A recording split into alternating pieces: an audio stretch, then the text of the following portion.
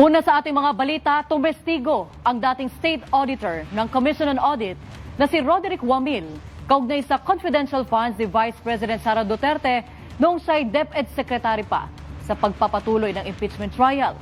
Kinumpirma ni Wamil na nagastos ng opisina ni VP Sara ang kanyang confidential funds sa loob lamang ng 11 araw. Nakatutok si Daniel Manalastas. Bago magsimula ang ika-11 araw ng impeachment trial, pinasok ang mga kahong ito na may nakalagay na confidential funds.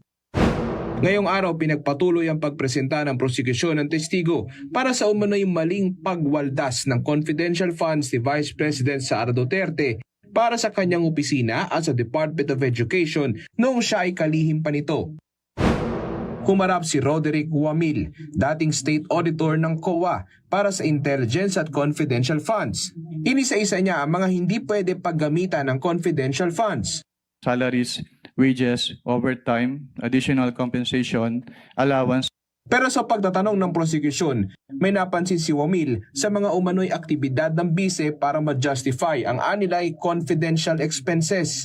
Some of the line items as presented po na confidential expenses ay hindi among the allowable expenses under item 4.8 of the joint circular.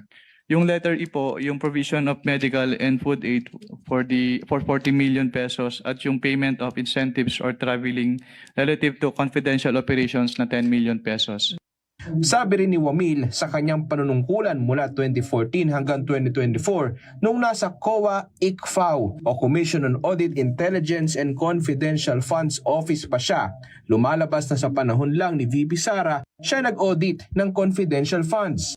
Bakit Vice President Sara Duterte lang ang inaudit mo? Since nung nag-assume po ako ng 2014 sa ICPAO, wala pong naging appropriation for confidential funds si dating Vice President Binay at si dating Vice President Robredo. Tanging si Vice President Sara Duterte lang po yung nagkaroon ng appropriation for the confidential funds.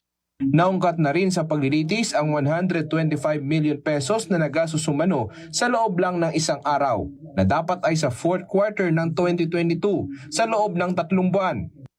At sinabi mo kanina, 11 days ito ginastos, tama? Based on the document, yes ma'am. Napansin ko po na hindi po in-enumerate ng Office of the Vice President yung kanilang specific confidential activities na kanilang ginawa. Kailangan bang enumerate yan?